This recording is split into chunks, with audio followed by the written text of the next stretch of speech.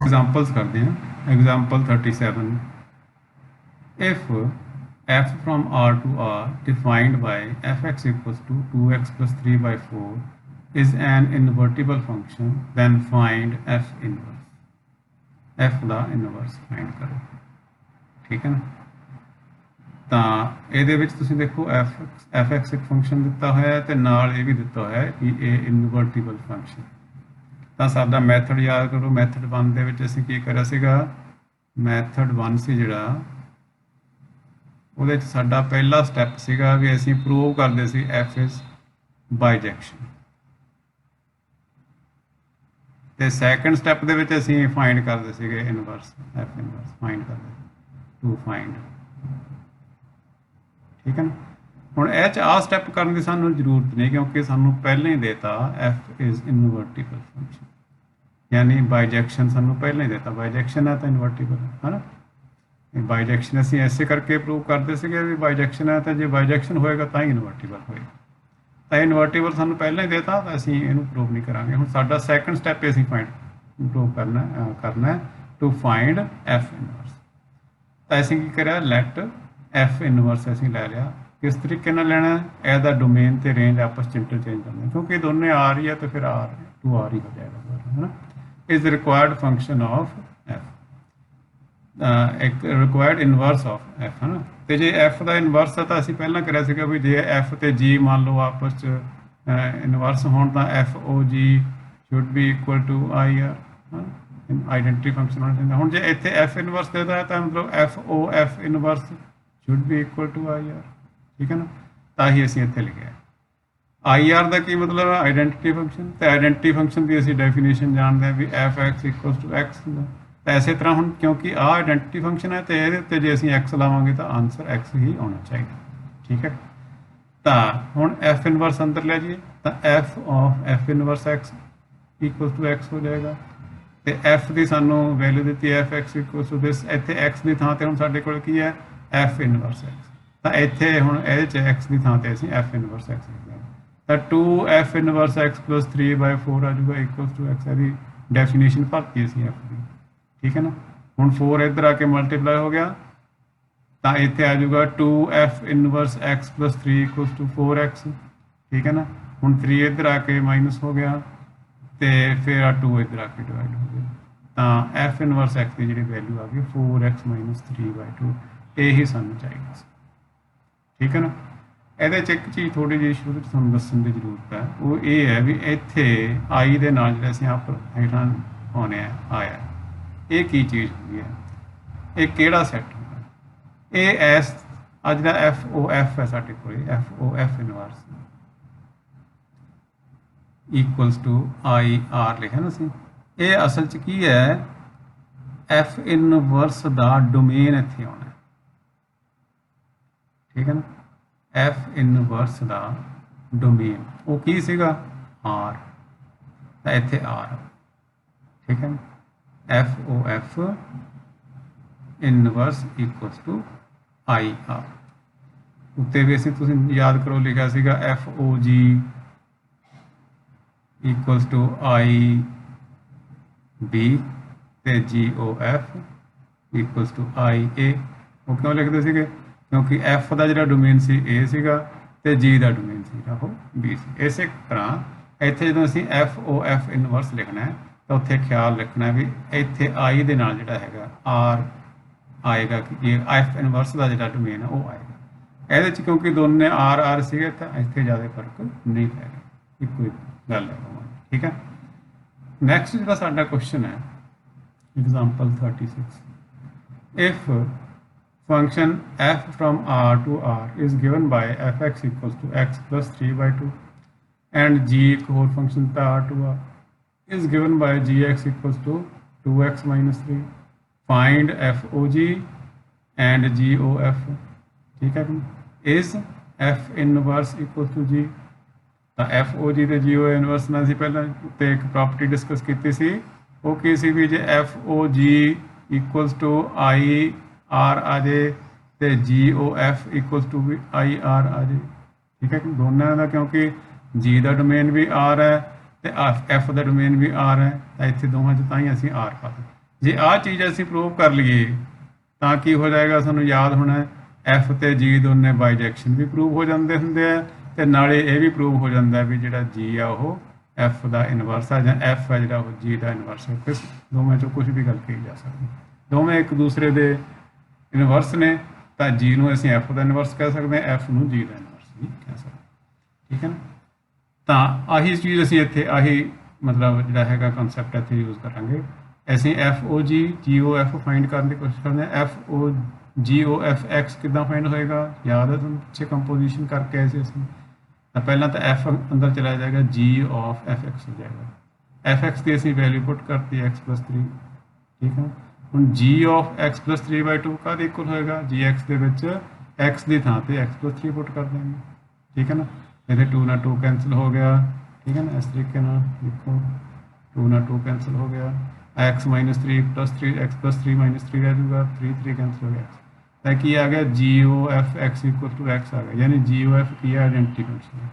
ਇਸੇ ਤਰ੍ਹਾਂ FOGX ਕਰਿਆ ਤਾਂ ਕੀ ਹੋਗਾ, F of GX ਹੋ ਜਾਊਗਾ। GX ਦੀ ਵੈਲਿਊ ਕੀ ਹੈ 2x - 3, ਹੁਣ F of 2x - 3 ਕਿਵੇਂ ਹੋਏਗਾ, FX ਦੇ ਵਿੱਚ X ਦੀ ਥਾਂ ਤੇ 2x - 3 ਪੁੱਟ ਕਰ ਦਾਂਗੇ ਤੇ ਹੋ ਜਾਏਗਾ 2x - 3 + 3/2।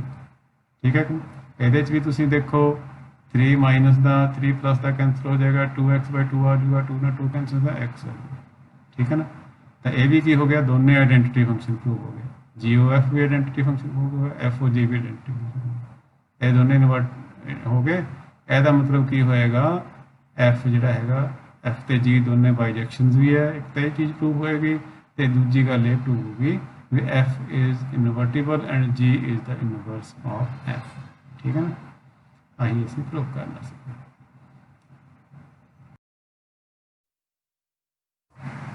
ਨੈਕਸਟ ਐਗਜ਼ਾਮਪਲ ਆਪਣੇ ਕੋਲ ਐਗਜ਼ਾਮਪਲ 39, ਵੈਰੀ ਇੰਪੋਰਟੈਂਟ ਐਗਜ਼ਾਮਪਲ।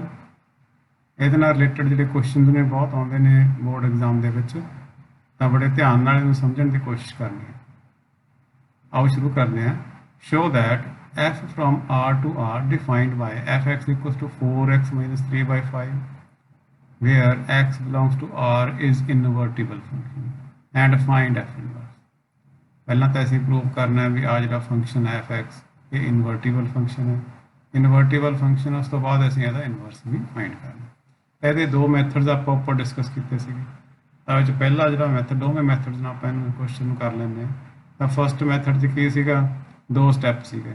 ਪਹਿਲਾ ਸਟੈਪ ਅਸੀਂ ਇਹ 'ਚ ਕਰਦੇ ਸੀ ਵੀ ਅਸੀਂ ਪ੍ਰੂਵ ਕਰਦੇ ਸੀ ਜਿਹੜਾ ਫੰਕਸ਼ਨ ਹੈ ਉਹ ਇਨਵਰਟੀਬਲ ਹੈ, ਜਾਂ ਕਹਿ ਲਓ ਵੀ ਫੰਕਸ਼ਨ ਜਿਹੜਾ ਹੈਗਾ ਉਹ ਬਾਈਜੈਕਸ਼ਨ ਹੈ, F ਇਜ਼ ਬਾਈਜੈਕਸ਼ਨ। ਇਹ ਪ੍ਰੂਵ ਕਰਾਂਗੇ, ਬਾਈਜੈਕਸ਼ਨ ਹੋਏਗਾ ਤਾਂ ਆਪਣੇ ਆਪ ਹੀ ਇਹ ਜਿਹੜਾ ਹੈਗਾ ਇਨਵਰਟੀਬਲ ਹੋ ਜਾਏਗਾ।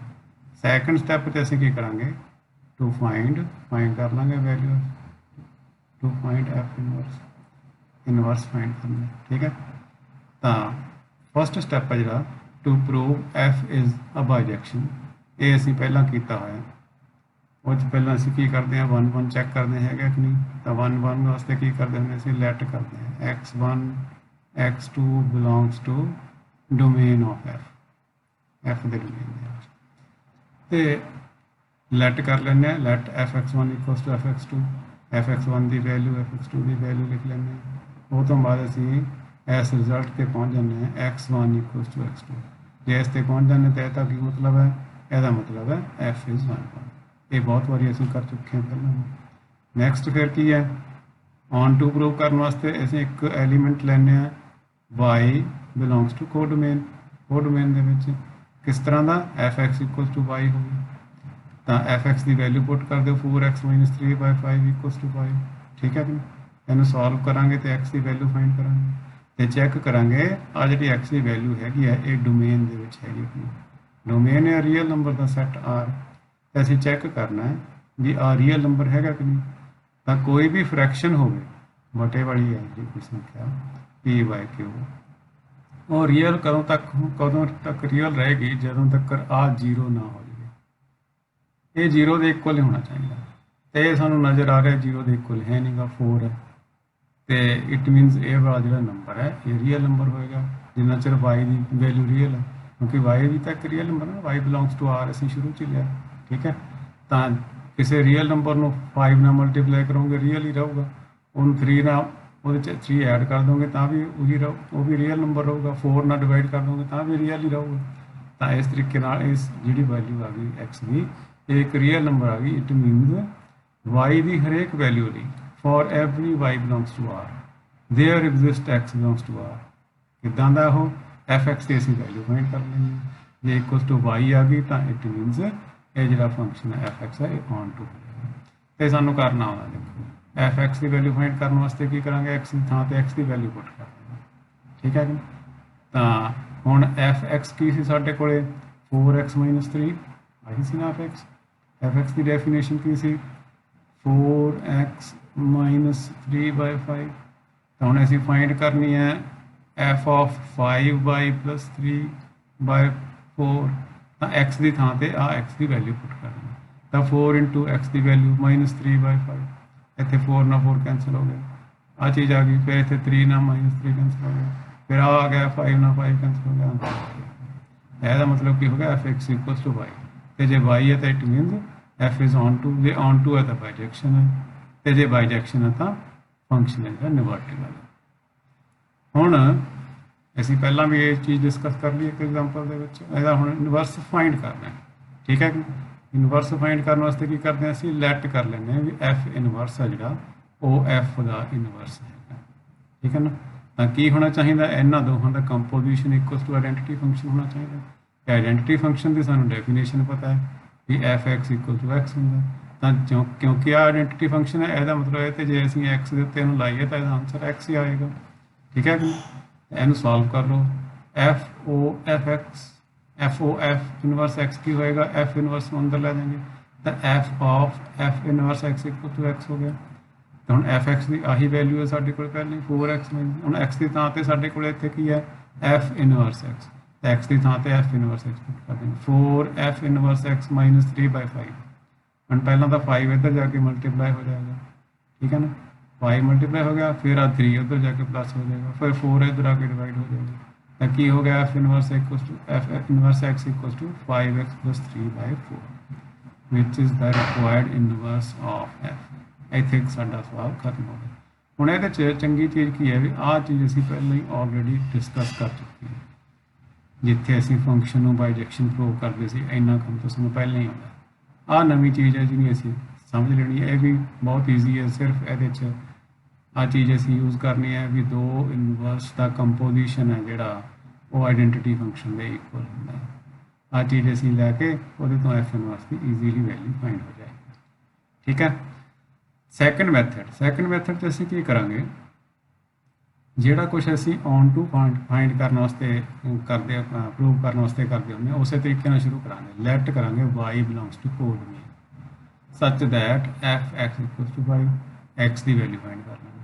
ਹੁਣ ਜਿਹੜੀ ਆ x ਦੀ ਵੈਲਿਊ ਆ ਗਈ, ਇਸੇ ਨੂੰ ਅਸੀਂ ਫੰਕਸ਼ਨ ਦੂਸਰਾ ਲਵਾਂਗੇ, ਇਨਵਰਸ ਫੰਕਸ਼ਨ ਲੈ ਲਾਂਗੇ। Let g r belongs to r to r be another function such that gy = y, ਠੀਕ ਹੈ ਕਿ gy = ਹੁਣ gy ਕਿਉਂ ਲਿਆ ਸੀ, ਕਿਉਂਕਿ ਤੁਹਾਨੂੰ ਯਾਦ ਹੋਣਾ ਵੀ ਜਿਹੜਾ ਸਾਡੇ ਕੋਲ f ਫੰਕਸ਼ਨ ਸੀਗਾ ਉਹਦੇ 'ਚ ਜਿਹੜਾ ਡੋਮੇਨ ਸੀ, ਜਿਹੜੀ ਰੇਂਜ ਸੀ ਕੋਡ ਡੋਮੇਨ ਸੀ, ਇਹਦੇ ਐਲੀਮੈਂਟਸ ਨੂੰ ਅਸੀਂ y ਲੈਂਦੇ ਹੁੰਦੇ ਹਾਂ। ਤਾਂ g ਵੇਲੇ ਆਹੀ ਵਾਲਾ r ਇੱਥੇ ਆ ਜਾਂਦਾ, r2 ਇਹਦਾ ਉਲਟਾ ਹੁੰਦਾ ਨਾ। ਇਹਦਾ ਜਿਹੜਾ ਕੋਡ ਡੋਮੇਨ ਆ ਉਹ ਇਹਦਾ ਡੋਮੇਨ ਬਣ ਜਾਂਦਾ, ਜਿਹੜਾ ਇਹਦਾ ਡੋਮੇਨ ਆ ਗਿਆ ਕੋਡ ਡੋਮੇਨ ਬਣ ਜਾਂਦਾ। ਤਾਂ ਅਸੀਂ ਇਸ ਇੱਥੇ g x ਦੀ ਥਾਂ ਤੇ y ਲਿਆ, ਹੋਰ ਕੋਈ ਗੱਲ ਨਹੀਂ, x ਵੀ ਲੈ ਸਕਦੇ ਸੀ ਇੱਥੇ। ਤਾਂ gy = 5y + 3/4 ਹੋ ਜਾਏਗਾ, ਹੈ ਨਾ। ਹੁਣ ਅਸੀਂ ਫਾਈਂਡ ਕਰਦੇ ਹਾਂ ਕਿ GOF ਇੱਕ ਆਇਡੈਂਟੀਟੀ ਫੰਕਸ਼ਨ ਹੈ, ਤਾਂ ਅਸੀਂ GOF(x) ਫਾਈਂਡ ਕਰਨ ਦੀ ਕੋਸ਼ਿਸ਼ ਕਰਾਂਗੇ। ਤਾਂ g of f(x) ਹੋ ਜਾਏਗਾ, f(x) ਦੀ ਵੈਲਿਊ ਪੁੱਟ ਕਰਤੀ, ਸੋਲਵ ਕੀਤਾ, ਇਹੋ ਜਿਹਾ ਕਰ ਚੁੱਕੇ ਸੀ ਕਿ =x ਆ ਗਿਆ, ਹੈ ਨਾ। ਤਾਂ ਇਹਦਾ ਮਤਲਬ GOF(x) = x ਹੈ। ਇਟ ਮੀਨਸ GOF ਕੀ ਹੋ ਗਿਆ, ਆਇਡੈਂਟੀਟੀ ਫੰਕਸ਼ਨ ਹੋ ਗਿਆ, ਠੀਕ ਹੈ ਨਾ।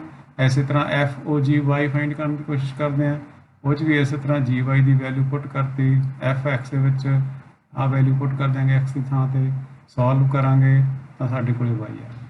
ਇੱਥੋਂ ਅਸੀਂ ਕੀ ਦੇਖ ਰਹੇ ਹਾਂ, FOGY = y ਆ ਗਿਆ। ਇਟ ਮੀਨਸ एफ ओ जी की है, ये भी एक आइडेंटिटी फंक्शन है। ਹੁਣ ਸਾਡਾ ਦੂਸਰਾ ਮੈਥਡ ਇਹੀ ਸੀਗਾ ਵੀ ਜੇ ਅਸੀਂ ਐਫ ਸਾਨੂੰ ਫੰਕਸ਼ਨ ਦਿੱਤਾ ਹੋਇਆ, ਜੇ ਅਸੀਂ ਜੀ ਕੋਈ ਇਹੋ ਜਿਹਾ ਫੰਕਸ਼ਨ ਲੈ ਲਈਏ ਕਿ ਜੀ ਓ ਐਫ ਤੇ ਐਫ ਓ ਜੀ ਦੋਨੇ ਹੀ ਆਇਡੈਂਟੀਟੀ ਫੰਕਸ਼ਨ ਬਣ ਜਾਣ, ਤਾਂ ਜਿਹੜਾ ਐਫ ਤੇ ਜੀ ਆ ਉਹ ਇੱਕ ਦੂਜੇ ਦੇ ਇਨਵਰਸ, ਐਫ ਤੇ ਜੀ ਦੋਨੇ ਹੀ ਬਾਈਜੈਕਸ਼ਨ ਹੁੰਦੀਆਂ, ਬਾਈਜੈਕਸ਼ਨ ਹੁੰਦੀਆਂ ਤਾਂ ਦੋਨੇ ਕੀ ਹੋਣਗੀਆਂ, ਦੋਨੇ ਇਨਵਰਟੀਬਲ ਹੋਣਗੀਆਂ। ਤਾਂ ਐਫ ਦੀ ਗੱਲ ਕਰਨੀ ਅਸੀਂ ਤਾਂ ਐਫ ਇਜ਼ ਇਨਵਰਟੀਬਲ ਹੋ ਗਈ, ਐਫ ਇਨਵਰਟੀਬਲ ਹੋ ਗਈ ਤਾਂ ਉਹਦਾ ਜਿਹੜਾ ਅਸੀਂ ਜੀ ਐਕਸ ਲਿਆ ਸੀਗਾ, ਜੀ ਐਕਸ ਕੀ ਹੋਏਗਾ, ਉਹਦਾ ਰਿਕੁਆਇਰਡ ਇਨਵਰਸ ਹੋ ਜਾਏਗਾ। ਜੀ ਐਕਸ ਲਿਖ ਲਓ, ਜੀ ਵਾਈ ਲਿਖ ਲਓ, ਕੋਈ ਫਰਕ ਨਹੀਂ ਪੈਂਦਾ, ਬਟ ਅਸੀਂ ਆਨਸਰ ਦੇ ਵਿੱਚ ਹਮੇਸ਼ਾ ਹੀ ਐਕਸ ਹੀ ਲਿਖਦੇ ਹੁੰਦੇ ਹਾਂ।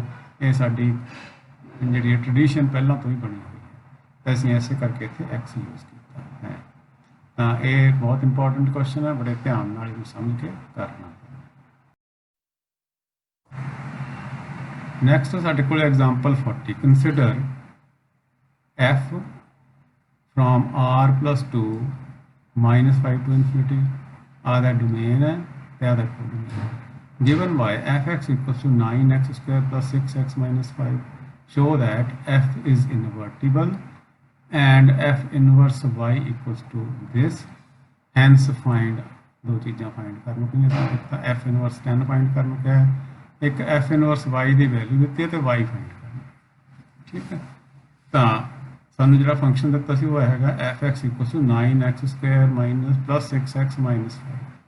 ਸਭ ਤੋਂ ਪਹਿਲਾਂ ਅਸੀਂ ਕੀ ਕਰਨਾ ਹੈ, ਇਹਨੂੰ ਕੰਪਲੀਟ ਸਕੁਆਇਰ 'ਚ ਕਨਵਰਟ ਕਰਨਾ। ਇਹਨੂੰ ਕੀ ਕਰਨਾ ਹੈ, ਕੰਪਲੀਟ ਸਕੁਆਇਰ ਦੇ ਵਿੱਚ ਕਨਵਰਟ ਕਰਨਾ। ਤਾਂ ਕਨਵਰਟ ਕਰੀਏ, ਦੇਖੋ ਆ ਜਿਹੜਾ 9x ਸਕੁਆਇਰ ਹੈ ਇਹਨੂੰ a ਸਕੁਆਇਰ ਬਣਾਓ, ਇਹ ਬਣ ਗਿਆ 3x ਦਾ ਹੋਲ ਸਕੁਆਇਰ। ਫਿਰ ਇਸ ਤੋਂ ਬਾਅਦ ਹੁੰਦਾ 2 ਇੰਟੂ a ਇੰਟੂ b, ਤਾਂ 2 ਇੰਟੂ 3x ਇੰਟੂ 1 ਹੋ ਜਾਊਗਾ 6x ਨੂੰ ਅਸੀਂ ਇਸ ਤਰੀਕੇ ਨਾਲ ਲਿਖ ਸਕਦੇ ਹਾਂ, ठीक है जी। तो यह हो गया ए स्क्वायर प्लस 2ab, हूँ आ b है साडा, इत्थे दा मतलब b स्क्वायर होना चाहिए, b स्क्वायर असीं ऐड करता तो b स्क्वायर ही माइनस करता, ताकि ये वैल्यू के विच कोई फर्क ना पवे। -5 है जो असीं इत्थे लिख लिया, ठीक है। हुण आ जिहड़े पहले 3 साडे हैगे ने, आ फस्ट 3 टर्म्स ने जिहड़े आ वाले, ये की बन गया हुण a square plus 2ab plus b square, यदी वैल्यू होंगी है a plus b whole square minus आ हो गया -1 तो -5 -6। इन्हें कंप्लीट स्क्वायर बनाना सानू होना चाहिए, इस टेंथ के डिस्कस किया किस तरीके ना किसी जी इस तरह क्वाड्रेटिक एक्सप्रैशन असीं कंप्लीट स्क्वायर के कन्वर्ट कर सकते हैं। तो हुण आ साडा फंक्शन बन गई, फंक्शन की डेफिनेशन असीं आही यूज़ करनी हो सारे थां। तो मैथड 1 असीं यूज़ करते हैं टू फाइंड इनू प्रूव करने वास्ते भी इनवर्टिबल है, तो एफ इनवर्स फाइंड करने वास्ते मैथड 1 दे विच किस तरीके ना करते हैं, असीं पहले असीं प्रूव कर देंगे हैं भी एफ इज़ ए बाइजेक्शन।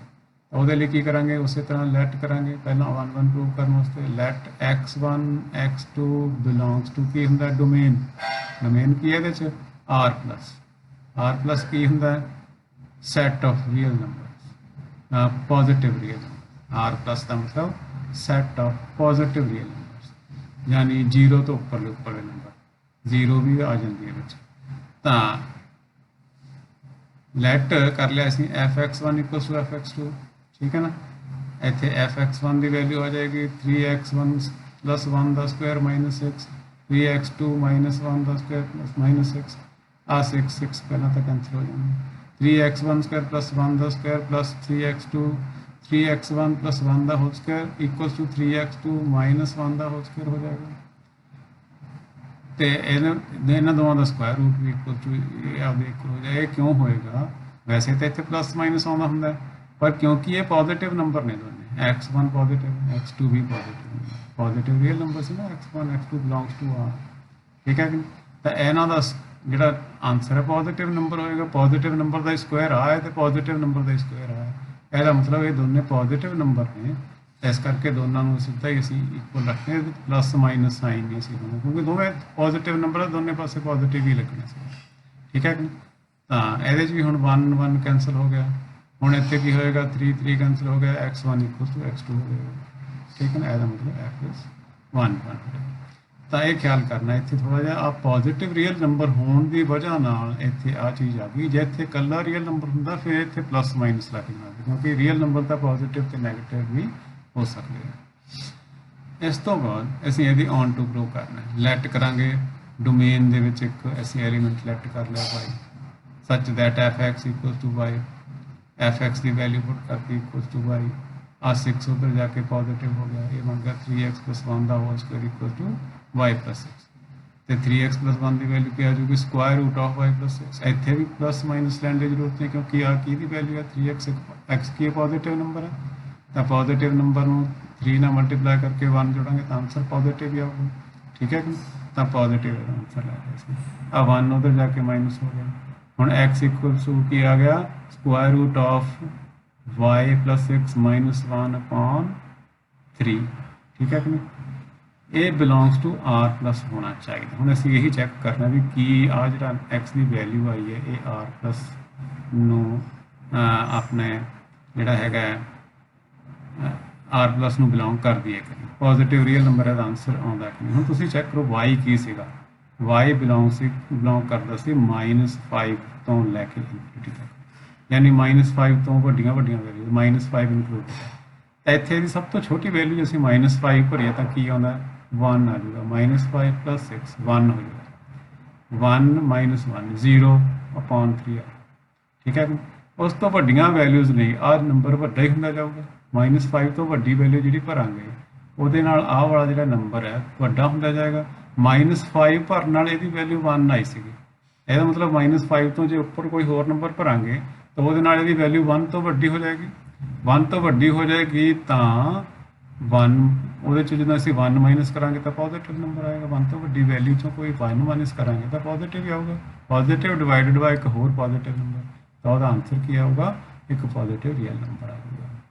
ਇਹਦਾ ਮਤਲਬ ਇਹ ਬਿਲੋਂਗਸ ਟੂ r ਪਲੱਸ ਹੋਏਗਾ for all y + 6 greater than equal to 1। y + 6 the value ਜਿੰਨਾ ਚਿਰ greater than equal to 1 ਰਹੇਗੀ, greater than ਜਾਂ equal to 1 ਹੋਊਗੀ ਤਾਂ ਵੀ 1 - 1 0 ਹੋਣਾ ਨੇ, ਤੇ ਜੇ 1 ਤੋਂ ਵੱਡੀ ਹੋਏਗੀ ਤਾਂ ਇਹ ਪੋਜ਼ਿਟਿਵ ਹੋ ਜਾਏਗਾ। ਉੱਪਰਲਾ ਨੰਬਰ ਹੇਠਲਾ ਨੰਬਰ ਵੀ positive divided by positive again positive ਹੋ ਜਾਏਗਾ। ਠੀਕ ਹੈ ਕਿ यानी y + 6 is greater than equal to 1 होएगा तो पॉजिटिव है, ये होगा ही 1 क्योंकि इन जो उधर जावांगे तो की हो जाएगा y is greater than equal to -5 तो वो सानू पहले ही पता भी y ये है ही है क्योंकि y सानू ਅਸੀਂ ਲਿਆ ਹੀ ਇਸ ਤਰੀਕੇ ਨਾਲ ਸੀ। ਸਾਨੂੰ ਜਿਹੜਾ ਕੋ ਡੋਮੇਨ ਦਿੱਤਾ ਹੋਇਆ ਸੀ ਉਹ ਦਿੱਤਾ ਹੀ ਇਹ ਸੀਗਾ -5 to ∞। ਠੀਕ ਹੈ ਕਿ ਤਾਂ y ਉਸੇ ਨੂੰ ਬਿਲੋਂਗ ਕਰਦਾ ਸੀ। ਇਹਦਾ ਮਤਲਬ ਕੀ ਹੈ for every y belongs to codomain there exists x belongs to domain such that f(x) equals to this, f(x) equals to y ਹੋਣਾ ਚਾਹੀਦਾ। ਤਾਂ x ਦੀ ਵੈਲਿਊ ਪੁੱਟ ਕਰਤੀ ਪਹਿਲਾਂ, ਤਾਂ ਫਿਰ x ਦੀ ਵੈਲਿਊ ਤਾਂ f(x) ਦੇ ਵਿੱਚ ਹੁਣ x ਦੀ ਵੈਲਿਊ ਪੁੱਟ ਕਰਾਂਗੇ। f(x) ਕੀ ਸੀਗਾ ਸਾਡਾ 3x + 1 ਦਾ ਹੋਲ ਸਕੁਅਰ -6 ਸੀਗਾ, 3x + 1 ਦਾ ਹੋਲ ਸਕੁਅਰ -6 ਤਾਂ x ਦੀ ਥਾਂ ਤੇ ਉਹਦੀ ਵੈਲਿਊ ਪੁੱਟ ਕਰਤੀ +1 ਦਾ ਸਕੁਅਰ -6। ਹੁਣ ਆ 3 ਨਾਲ 3 ਕੈਂਸਲ ਹੋ ਗਿਆ, ਪਹਿਲਾਂ ਕੀ ਬਚੂਗਾ स्क्वायर रूट ऑफ y -1 + 1 -1 + 1 भी कैंसिल हो जाएंगे। ये बचूगा स्क्वायर रूट ऑफ y + 6 का स्क्वायर -6। हूँ यदा स्क्वायर तो स्क्वायर रूट खत्म होकर की हो जाएंगे y + 6 हो जाएगा -6 6 फिर कैंसिल होकर y। It मीनस f(x) = y। यदा मतलब f इज ऑन टू, जे ऑन टू है तो f बाइजेक्शन है, जो बाइजेक्शन है तो इनवर्टिबल है। ठीक है कि जे इनवर्टिबल है तो इनवर्स फाइंड किया जा सकता है। इनवर्स फाइंड करने वास्ते की करते हमने ऐसी let f inverse be the required inverse of f, ताकि हो जाएगा f इनवर्स y = y होना चाहिए। ठीक है ना, अंदर चले जाएगा तो f inverse y = y f of f inverse y = y। तो f(x) की क्योंकि आ वैल्यू सी ਇਹਦੀ ਥਾਂ ਤੇ ਅਸੀਂ f(x) ਦੀ ਵੈਲਿਊ ਪੁੱਟ ਕਰਤੀ, f(x) ਦੀ ਥਾਂ ਤੇ ਅਸੀਂ x ਦੀ ਥਾਂ ਤੇ y ਦੀ inverse y f inverse y लिखता तो 3f इनवर्स y + 1 ਦਾ ਸਕੁਆਇਰ -6 = y ਹੋ ਜਾएगा। तो उस तरीके ਨਾਲ ਇਹਦੀ ਵੈਲਿਊ ਹਨ ਪਹਿਲਾਂ 6 ਨੂੰ ਉੱਧਰ ਲੈ ਜਾਵਾਂਗੇ ਫਿਰ ਉਹਦਾ ਸਕੁਆਇਰ ਰੂਟ ਬਣਾਵਾਂਗੇ ਜਿਵੇਂ ਇੱਥੇ ਕਰਿਆ ਸੀਗਾ, ਤਾਂ ਉਹਦੀ ਜੋ ਵੈਲਿਊ ਆਏਗੀ ਉਹ ਇਸੇ ਤਰੀਕੇ ਨਾਲ ਸਕੁਆਇਰ ਰੂਟ ਆਫ y + 6 - 1/3 ਆਏਗੀ। ਇਹ ਅਸੀਂ ਇੱਥੇ ਕਿਉਂਕਿ ਕਰ ਚੁੱਕੇ ਸੀ ਇਸ ਕਰਕੇ ਦੁਬਾਰਾ ਮੈਨੂੰ ਮਤਲਬ ਰਿਪੀਟ ਕਰਨ ਦੀ ਕੋਸ਼ਿਸ਼ ਨਹੀਂ ਕੀਤੀ। ਉਸੇ ਤਰੀਕੇ ਨਾਲ ਇਹਦੀ ਵੈਲਿਊ f ਇਨਵਰਸ y ਦੀ ਵੈਲਿਊ ਆ ਜਾਏਗੀ, ਜਿਸ ਤਰੀਕੇ ਨਾਲ ਉੱਥੇ x ਦੀ ਵੈਲਿਊ ਹੈ, ਕਿਉਂਕਿ ਅਸੀਂ ਲਿਖਿਆ ਹੀ x ਦੀ ਥਾਂ ਤੇ f ਇਨਵਰਸ y ਹੈ, ਹੋਰ ਤਾਂ ਕੁਝ ਵੀ ਨਹੀਂ ਕਰਨਾ। ਤਾਂ f ਇਨਵਰਸ y ਦੀ ਵੈਲਿਊ ਵੀ ਜਿੰਨੀ x ਦੀ ਵੈਲਿਊ ਹੈ ਸੀ ਉਨੀ ਹੀ ਆ ਜਾਏਗੀ। ਹੁਣ ਸਾਨੂੰ ਅੱਗੇ ਪੁੱਛਿਆ ਇੱਥੇ ਤੱਕ ਸਾਡਾ ਦਾ ਪਾਰਟ ਖਤਮ ਹੋ ਗਿਆ ਵੀ ਪ੍ਰੂਵ ਕਰੋ ਇਨਵਰਟੀਬਲ ਹੈ, ਤੇ ਇਨਵਰਟੀਬਲ ਹੋਣ ਤੋਂ ਬਾਅਦ ਅਸੀਂ ਉਹਦਾ ਇਨਵਰਸ ਫਾਈਂਡ ਕਰਨਾ ਸੀ, ਉਹ ਕਰ ਲਿਆ ਸੀ। ਹੁਣ ਨੈਕਸਟ ਉਹਦੇ 'ਚ ਪੁੱਛਿਆ ਹੈ ਫਾਈਂਡ f ਇਨਵਰਸ 10, ਤਾਂ ਇੱਥੇ ਹੁਣ f ਇਨਵਰਸ y ਦੀ ਵੈਲਿਊ ਪਤਾ, y ਦੀ ਥਾਂ ਤੇ 10 ਪੁੱਟ ਕਰ ਦਿੰਦੇ, ਤਾਂ f ਇਨਵਰਸ 10 ਹੋ ਜਾਊਗਾ, 10 plus 1 16 ਹੋ ਜਾਊਗਾ, 16 ਦਾ ਸਕੁਆਇਰ ਰੂਟ 4 ਹੋ ਜਾਊਗਾ, 4 minus 1 3 ਹੋ ਜਾਊਗਾ, 3/3 ਬਣ ਜਾਊਗਾ। ਠੀਕ ਹੈ ਜੀ। ਨੈਕਸਟ ਕੀ ਦਿੱਤਾ ਹੋਇਆ ਸਾਨੂੰ f ਇਨਵਰਸ y ਦੇ ਗਿਵਨ ਹੈ, ਤੇ ਸਾਨੂੰ ਪੁੱਛ ਰਿਹਾ y ਦੀ ਵੈਲਿਊ, ਤਾਂ f inverse y 4/3, f inverse y ਦੀ ਵੈਲਿਊ ਪੁੱਟ ਕਰਤੀ 4/3, ਆ 3 ਨਾਲ 3 ਕੈਂਸਲ ਹੋ ਜਾਊਗਾ, ਵਾਟ ਇਜ਼, ਤਾਂ f ਆ ਚੀਜ਼ 4 ਆ ਜਾਏਗੀ। ਇਹਨੂੰ ਉੱਧਰ ਲੈ ਜਾएंगे ਤਾਂ ਹੋ ਜਾਊਗਾ 5। ਹੁਣ ਸਕੁਆਇਰ ਰੂਟ ਆਫ y + 6 = 5 ਆ ਗਿਆ। ਇਹਦੀ ਵੈਲਿਊ ਫਾਈਂਡ ਕਰਨ ਵਾਸਤੇ ਸਕੁਆਇਰ ਕਰ ਦਿਓ ਦੋਵੇਂ ਪਾਸੇ, ਇੱਧਰ ਤਾਂ y + 6 ਹੋ ਜਾਊਗਾ, ਇੱਧਰ 5 ਦਾ ਸਕੁਆਇਰ ਹੋ ਜਾਊਗਾ, ਇਹ ਹੋ ਗਿਆ 25, 6 ਇੱਧਰ ਆ ਕੇ ਮਾਈਨਸ ਹੋ ਗਿਆ, ਤਾਂ y ਦੀ ਵੈਲਿਊ 90। ਇਸ ਪ੍ਰਕਾਰ ਇਹ ਕੁਐਸਚਨ ਕੰਪਲੀਟ